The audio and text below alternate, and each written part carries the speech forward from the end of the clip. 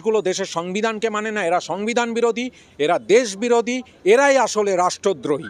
যে চামড়ার ব্যাগ নিয়ে যে বিজেপির নেতা নেত্রীরা ওখানে বসেছিলেন বা কোনো এক সময় বা হয়তো ওই প্রোগ্রামে যাওয়ার সময় যারা মাংস খেয়ে গেছেন, তাদের ক্ষেত্রে কি এই লক্ষ্যকণ্ঠে গীতাপাঠ অনুষ্ঠানটা অপবিত্র হলো না হলো না? আগামী দিনে সাবধান বানিয়ে দিচ্ছি, যখন হবে সামলাতে পারবেন না। পলিটিক্যাল প্রজেক্ট হিসেবে বাবাজি সেজে তিনি ঘুরে বেড়াচ্ছেন, আরএসএস এর কথা বলছেন। हिंदुओं, यदि तुम एकता करोगे तो भारत हिंदू राष्ट्र होकर के रहेगा। সরাসরি আরএসএস এর একজন প্রজেক্ট, তার সঙ্গে মূলত হিন্দু ধর্মের কোনো সম্পর্কই নেই। পলিটিক্যাল প্রজেক্ট হিসেবে বাবাজি সেজে তিনি ঘুরে বেড়াচ্ছেন, আরএসএস এর কথা বলছেন। বহু দশক আগে বাঙালির নেতা সুভাষচন্দ্র বসু এই ধরনের বাবাজিরা কি ক্ষতি করেন সমাজে সেই নিয়ে বলেছেন। বাগেশ্বর বাবা, ওনার কি নাম আমি ঠিক জানি না, উনি ওই যাই হোক, এটা শাস্ত্রী যাই নামের পেছনে লাগাক, বেসিক্যালি এরা আরএসএস বিজেপির হয়ে কাজ করে। বেসিক্যালি রাজনৈতিক নেতা এই গেরুয়া বসন পরে রয়েছেন এবং গেরুয়া বসন পরিহিত সন্ন্যাসিনী ইত্যাদি যাদেরকে হিন্দু মহাসভা পাঠাতো, তাদেরকে নিয়ে সাধারণ বাংলার মানুষকে, ভারতের মানুষকে সাবধান করেছিলেন নেতাজি সুভাষচন্দ্র বসু। তার কথাটাই আমরা আজকে আরও একবার স্মরণ করে বলতে পারি, এই ধরনের বাবাজি মাতাজি ইত্যাদি যারা কার্যত রাজনীতির কাজই করেন, তাদের থেকে সাবধান থাকুন।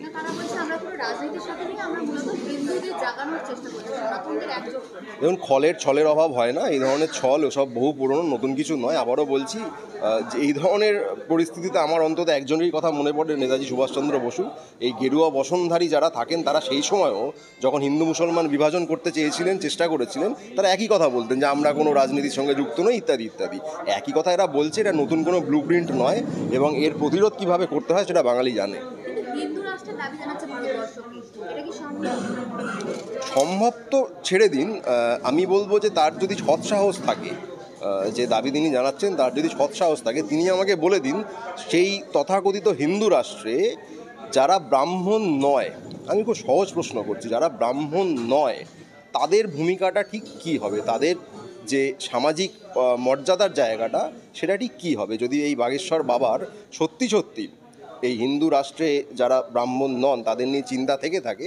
তিনি আমাদের জানান যেসব এলাকায়, যেসব রাজ্যে স্রেফ দলিত হওয়ার কারণে পিটিয়ে মারার ঘটনা থেকে শুরু করে লাগাতার সামাজিক হেনস্থা, খুন, জখম সবই হয়েছে, সেসব ক্ষেত্রে তিনি গিয়ে প্রতিবাদ করেছিলেন না করেননি, তিনি স্রেফ এই উত্তরটা আমাদের দিয়ে দিন। লক্ষ্যকণ্ঠে গীতাপাঠ হচ্ছে, সেখানেই এক চিকেন প্যাটিস ব্যবসায়ীকে রীতিমতো হেনস্থার শিকার করা। দেখুন, লক্ষ্যকণ্ঠে গীতাপাঠ হচ্ছে সেরকম একটি জায়গায়, তার সঙ্গে একজন গরিব মানুষ, তিনি যেটি খাবার বিক্রি করছেন যাতে হয়তো মুরগির মাংস ছিল, তার ঠিক কী বিরোধ এইটা বোঝার মতো বুদ্ধি বোধহয় আমাদের কারোর নেই, আমরা বড্ড বোকা। কিন্তু যারা অত্যন্ত বুদ্ধিমান তারা আমাদের জানিয়ে দিন যে চামড়ার ব্যাগ নিয়ে যে বিজেপির নেতা নেত্রীরা ওখানে বসেছিলেন বা কোনো এক সময় বা হয়তো ওই প্রোগ্রামে যাওয়ার সময় যারা মাংস খেয়ে গেছেন, তাদের ক্ষেত্রে কি এই লক্ষ্যকণ্ঠে গীতাপাঠ অনুষ্ঠানটা অপবিত্র হলো না হলো না? প্রথম কথা, হিন্দু ধর্মের সঙ্গে, হিন্দু শাস্ত্রের সঙ্গে বা এই ধরনের গীতাপাঠের অনুষ্ঠানের সঙ্গে মাছ, মাংস, আমিষ ইত্যাদির কোনো বিরোধ কোনো শাস্ত্রে কোথাও লেখা নেই। আর বাংলার ক্ষেত্রে একটা কথা আমরা বলতে পারি, বাঙালির যারা হিন্দু মানুষজন তাদের ধর্মীয় আচার আচরণের সঙ্গে আমিষ ওতপ্রোতভাবে জড়িয়ে আছে। আমি বাঙালির কাছে আবেদন জানাবো একটাই কথা বলে, আজকে চিকেন প্যাটিস বিক্রি করছে দেখে তাদেরকে মারছে, যদি কোনোভাবে ক্ষমতায় চলে আসে তাহলে সে মাছ মাংস খাচ্ছে দেখে তখন মারা শুরু করবে। আপনারা কি সেটা মেনে নেবেন? সম্প্রতি দেখা গেল যে হুমায়ুন কবির, যিনি এক কথা একেবারে মুসলমান সমাজের মসিয়া হয়ে উঠেছেন, তিনি কিন্তু এ ব্যাপারে পুরোপুরি চুপ। তিনি কি কোথাও থেকে বিজেপির হাত শক্ত?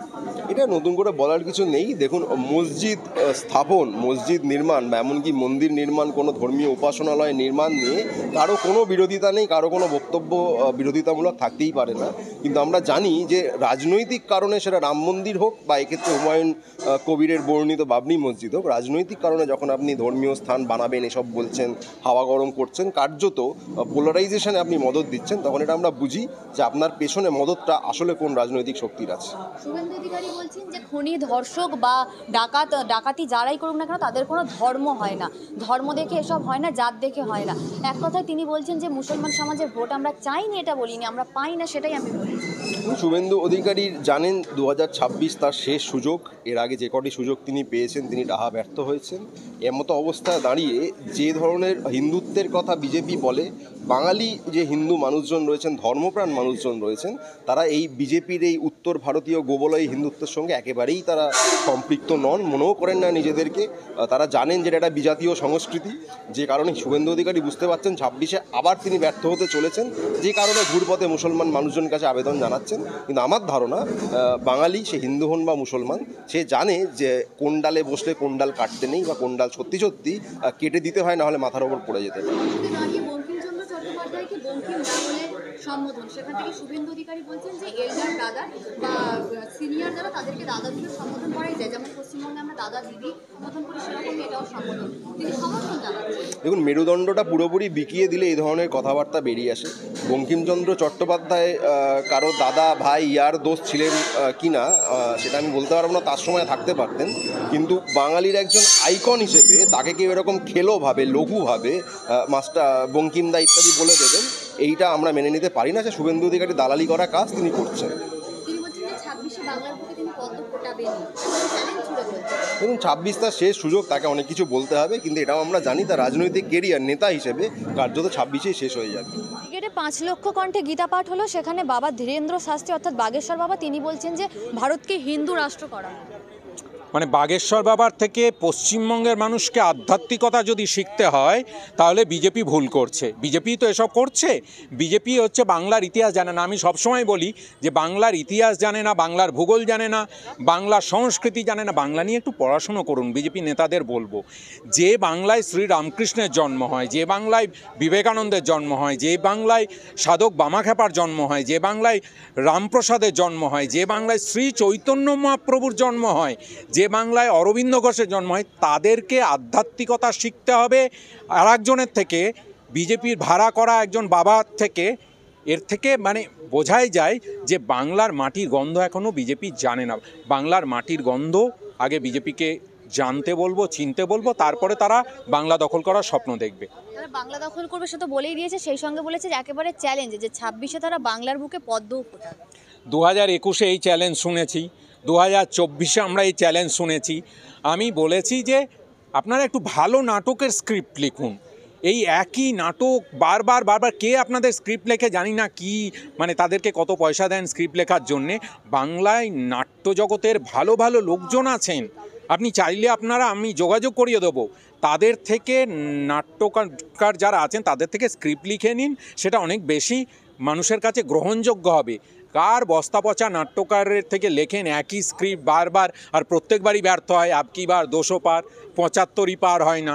এবার হচ্ছে আপকি বার কত পার হবে জানি না, এবার 50 পার হবে না। সুতরাং এই নাটকে বাংলার মানুষের কোনো উৎসাহ নেই, বাংলার মানুষের কোনো ইন্টারেস্ট নেই। এই গীতা পাঠে ধীরেন্দ্র শাস্ত্রী অর্থাৎ বাগেশ্বর বাবাকে নিয়ে আসা হলো। আমাদের বাংলায় কি কোনো বাঙালি সাধু সন্ন্যাসী ছিলেন না? আমি তো বাংলার ইতিহাস বললাম, বাংলায় আধ্যাত্মিকতার কথা বললাম। বাংলার প্রত্যেকটা জায়গায় এই আধ্যাত্মিকতার ছোঁয়া আপনারা দেখতে পাবেন। বাংলার যে সমাজ, সেই সমাজে সেখানে কেউ বাইরে থেকে আনতেই পারেন, তাকে আমরা মানে শ্রদ্ধা সহকারে বাংলায় স্বাগত জানাচ্ছি। কারণ বাংলার মানুষ অতিথিপরায়ণ। অতিথি হিসাবে তারা আসুন, তারা বাংলায় ভালো খাওয়া দাওয়া করুন। বাংলায় সুন্দর ট্যুরিজম ডেভেলপ করেছে। বাংলা ট্যুরিজমে ভারতবর্ষের মধ্যে 1 নম্বর স্থান পেয়েছে। সেটা হচ্ছে ইউনেস্কো থেকে তার স্বীকৃতি এসছে, কেন্দ্রীয় সরকার বলেছে। তো আপনারা আসুন, ভালো ভালো ঘোরার জায়গা আছে, আপনারা ঘুরুন ফিরুন। বাংলায় সুন্দর সুন্দর খাবার পাওয়া যায়, বাংলার খাওয়ার দাওয়া উপভোগ করুন। এইটুকু করলেই আপনাদের শান্তিতে 2-3 মাস কেটে যাবে, তারপর ভোট চলে যাবে। এমনিতেই আপনাদের এখানে কিছু হওয়ার নয়। সুতরাং বাকি এই সময়টা ওইভাবে উপভোগ করুন। মুখ্যমন্ত্রী মমতা ব্যানার্জি কেন গেলেন না গীতা পাঠে? তিনি তাহলে কি হিন্দু বিরোধী? প্রশ্ন তুলেছেন শুভেন্দু অধিকারী। মাননীয় মুখ্যমন্ত্রী নিজেই এর উত্তর দিয়েছেন, তারপর আর আমার বলার ধৃষ্টতা নেই। আমি শুধু বলবো, মাননীয় মুখ্যমন্ত্রী তো বলে দিয়েছেন যে অনুষ্ঠান বিজেপি করেছে সেই অনুষ্ঠানে কেন মাননীয় মুখ্যমন্ত্রী যাবেন? একটা রাজনৈতিক দলের অনুষ্ঠানে এমনি গীতাপাঠ যদি হয়ে থাকতো তাহলে নিশ্চয় উনি চিন্তাভাবনা করতেন যে যাওয়া যায় কি না। কারণ ধর্মের বিষয়ে, ধর্ম যার যার উৎসব সবার, উনি তো সব জায়গায় যান। গীতা পাঠের আসরেও যেতে পারেন, কোরআন পাঠের আসরেও যেতে পারেন, বাইবেল পাঠের আসরেও যেতে পারেন। তিনি দুর্গাপুজো উদ্বোধন করেন, তিনি ঈদের নামাজে যেখানে হয় সেখানে উপস্থিত থাকেন, তিনি বড়দিনে হচ্ছে চার্চে যান। এটাই তো একটা ধর্মনিরপেক্ষ রাষ্ট্রের যিনি নির্বাচিত প্রধান এই রাজ্যের, তার পক্ষে এর থেকে আর বড় উদাহরণ কি হতে পারে? বিজেপি বলছে যে আমরা তো কোনো মঞ্চে ছিলাম না, সেখানে সাধু সন্তরা ছিল, বিজেপির প্রোগ্রাম কি করে বলছেন? সাধু সন্তরা ছিলেন ভালো, আমার বক্তব্য সনাতনী হতে গেলে ওই মঞ্চেই যেতে হবে, এটা কোথায় লেখা আছে? গীতা পাঠের জন্য কি ওই মঞ্চটা ছাড়া বাড়িতে গীতা পাঠ করা যায় না? এখানে বসে গীতা পাঠ করা যায় না? তাহলে শুধুমাত্র ওই মঞ্চতে গিয়ে গীতা পাঠ করে আমাকে প্রমাণ দিতে হবে আমি সনাতনী? শুনুন, যারা সনাতন শব্দের মানে হচ্ছে অসীম, এই ধর্ম আদি এবং অনন্তহীন, মানে এর শেষ এবং শুরু নেই, সেই জায়গায় দাঁড়িয়ে গীতা পাঠ করার জন্যে আমরা কোনো বি টিম সি টিম বা ধর্মের ধ্বজাধারীদের কাছে যাব না, যারা ধ্বজাধারী নট ঠিকাদার, যারা ধর্মের ঠিকাদারদের কাছে যাব না। সনাতনী প্রমাণ করতে কোথাও যেতে হয় না, সেটা ধর্ম মানুষের অন্তরের বিশ্বাস। ধর্মাচরণ করবেন, তিনি মমতা বন্দ্যোপাধ্যায় তার বাড়িতে কালী পুজো করেন, সেখানে তিনি ধর্মাচরণ করেন, তার জন্যে তাকে গিয়ে প্রমাণ দিতে হবে না, দেখানোর জন্যে যে তিনি সনাতনী হিন্দু। একদিক থেকে যখন 5 লক্ষ কণ্ঠে গীতা পাঠ হচ্ছে, তখন অন্যদিক থেকে হুমায়ুন কবির আবার বলছেন আমি 1 লক্ষ কণ্ঠে কোরআন পাঠ করব। এটা হচ্ছে বিভাজনের রাজনীতি। এই বিভাজনের রাজনীতি পশ্চিমবাংলার মাটিতে কাজ করবে না। পশ্চিমবাংলার মাটিতে নজরুল ইসলামের লেখা শ্যামা সঙ্গীত চলে, বল রে জবা বল। সুতরাং এই মাটিতে দাঁড়িয়ে নজরুল ইসলাম যেখানে শ্যামা সঙ্গীত লেখেন, সেই মাটিতে দাঁড়িয়ে যারা ধর্মের ভিত্তিতে ভাগ করার চেষ্টা করছেন সমাজকে, তারা মূর্খের স্বর্গে বাস করছে। বিজেপির হাত শক্ত করছে হুমায়ুন কবির, সেটা সময় প্রমাণ করবে, মানুষ দেখবে, আমার বলার অপেক্ষা রাখবে না। বাংলার মানুষ রাজনৈতিকভাবে সচেতন, তারা জানে, তারা আগামী দিনে বুঝতে পারবে এবং সঠিক সিদ্ধান্ত নেবে। সোশ্যাল মিডিয়া একটা ভিডিও ভাইরাল, গীতা পাঠ অনুষ্ঠান যেখানে চলছিল, সেখানে এক প্যাটিস বিক্রেতাকে একেবারে হিন্দুত্ববাদী দল একেবারে রীতিমতো মারধর করেছে, এমনকি কান ধরে উঠবোস করিয়েছে। সব থেকে বড় কথা, তার ব্যবসার জিনিসপত্র সেখানে নষ্ট করে দিয়েছে। এই বিষয়ে আমি কঠোর প্রতিক্রিয়া দিতে চাই। এই বাংলার মাটি, ভারতবর্ষের মাটি, এই ভারতবর্ষের সংবিধান প্রত্যেকটা মানুষকে সমান অধিকার দিয়েছে, তারা কি খাবেন কি পরবেন। এটাকে উত্তরপ্রদেশ বানানোর চেষ্টা যারা করছে, তাদেরকে আগামী দিনে সাবধান বানিয়ে দিচ্ছি। বাংলার মানুষকে ভুল ভাববেন না, বাংলার মানুষকে ছোট করে দেখবেন না। এখানে কে কি খাবে, কে কি পরবে, তার সম্পূর্ণ অধিকার সংবিধান দিয়েছে। এটাকে উত্তরপ্রদেশ গুজরাট বানিয়ে ধর্মের নামে কে কি খাচ্ছে বলে তাকে মারধর করা হবে, এর প্রতিবাদ যখন হবে সামলাতে পারবেন না। বাংলার মানুষ নবজাগরণের মানুষ, বাংলার মানুষ প্রগতিশীলতার মানুষ, বাংলার মানুষ কিন্তু অরবিন্দ ঘোষের মাটির মানুষ, বাংলার মানুষ বারিন ঘোষের মাটির মানুষ। এই বাংলার মানুষকে আপনারা দয়া করে খেপিয়ে তুলবেন না। আমি বলছি, যারা এই নোংরা ঘৃণ্যতম কাজ করেছেন, আগামী দিনে মানুষ আপনাদেরকে জবাব দেবে। আমরা লাখো লাখো লোক রাস্তায় নামিয়ে প্রমাণ করে দেব, আপনারা বাংলাকে যদি নষ্ট করার চেষ্টা করেন, সেই চেষ্টা সফল হবে না। সেই ব্যবসায়ী রীতিমতো আতঙ্কিত, তিনি বলছেন যে তার পাশে আমরা আছি, সেই ব্যবসায়ীর পাশে আছি।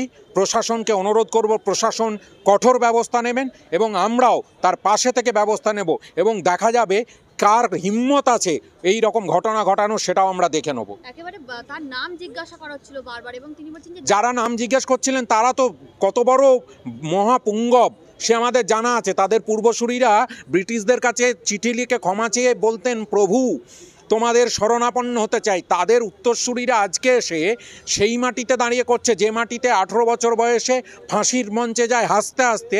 এইটা ভুলে যাচ্ছে যে এই মাটি বাংলার মাটি, এই মাটি শক্ত মাটি। এই মাটিতে দাঁড়িয়ে এই সব অসভ্যতামি বর্বরতা বরদাস্ত করা হবে না। এই বিষয়টা হচ্ছে, একটা মানুষ তিনি ব্যবসা করেন, তিনি চিকেন বিক্রি করবেন না মাটন বিক্রি করবেন না ডিম বিক্রি করবেন না পনির বিক্রি করবেন, তার বিষয়।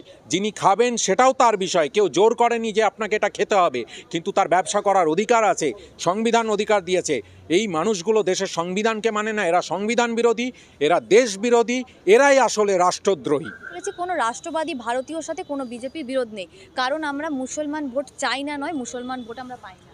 শুভেন্দুবাবু তো প্রত্যেকদিন সকালবেলায় উঠে একটা কথা বলেন, তারপরে উপর থেকে বোধহয় ধমক খান, বিকেলবেলায় আবার কথা চেঞ্জ করেন, তারপরে আবার বুঝতে পারেন যে নির্বাচনে হারবেন, তখন আরেকবার কথা চেঞ্জ করেন। এই শুভেন্দু অধিকারীই তো বলেছিলেন যে সংবিধানের অন্যতম পীঠস্থান বিধানসভা, সেখানে দাঁড়িয়ে বলেছিলেন যে মুসলিম বিধায়কদেরকে এখান থেকে ছুঁড়ে ফেলে দেওয়া হবে। আমি বলিনি, শুভেন্দু অধিকারী বলেছিলেন। আজকে কথা পরিবর্তন করতে বাধ্য হচ্ছেন কেন? কারণ বুঝছেন যত 26 এগোচ্ছে বুকের হার্টবিট একটু একটু করে বাড়ছে, কারণ বুঝতে পারছেন 50 পেরোবে না। তাই আজকে এই নতুন নাটকের অবতারণা। সংসদে দাঁড়িয়ে নরেন্দ্র মোদী একেবারে টার্গেট বেঁধে দিয়েছেন বাংলাকে লক্ষ্য করে। তিনি বলছেন বাংলা এবার 3 গুণ উন্নয়ন করব।